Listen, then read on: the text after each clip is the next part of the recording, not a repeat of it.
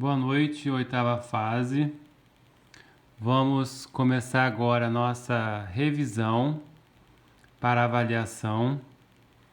Vou fazer um resumo de todo o conteúdo trabalhado até aqui. Foram 4 apostilas de matemática. Apostila 1, 2, 3 e 4. Vou tentar fazer um resumo de todo o conteúdo, para que esse resumo auxilie na resolução da avaliação, tá bom? Então, eu quero começar falando dos conjuntos numéricos. Tem algumas questões da avaliação que, para conseguir resolver, tem que entender esse diagrama aqui, ó. Tem que saber qual o número que é natural, qual que é inteiro, qual o número que é racional, qual que é irracional, tá? Então, é a primeira dica que eu vou dar. Eu vou falar um pouco dos conjuntos numéricos. Aqui nós temos o conjunto N, que está dentro do conjunto Z. Esse Z está dentro do conjunto Q. E nós temos aqui também o conjunto I. E dentro, nós temos todos esses conjuntos estão dentro de um outro conjunto, que é o conjunto dos números reais, tá? É importante observar que os naturais, ó, ele é formado por 0, 1, 2, 3, 4, 5, 6, 7, 8. É um conjunto infinito. Nos naturais não tem número negativo, não tem número decimal, não tem fração, tá?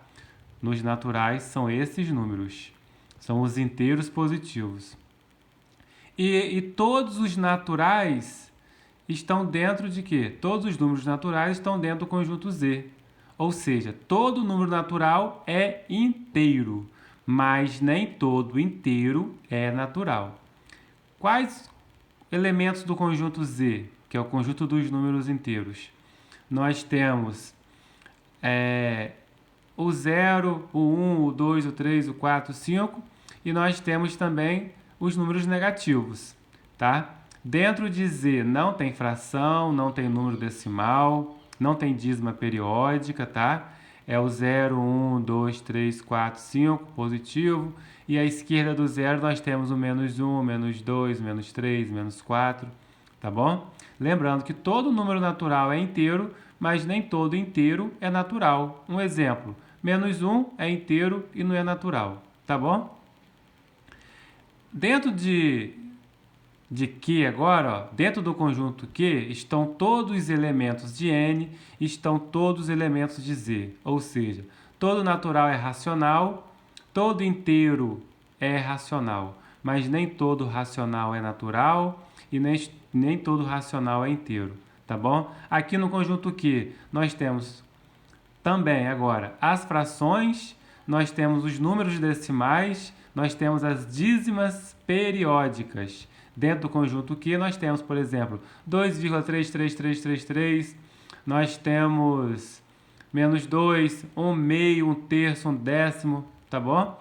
Dentro de Q, então, nós temos positivos, negativos, tá? As frações, os números decimais, ok? Esses são os elementos do conjunto Q.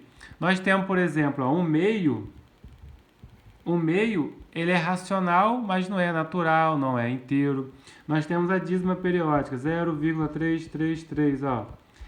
Representa um número racional, mas não é natural nem inteiro, tá bom?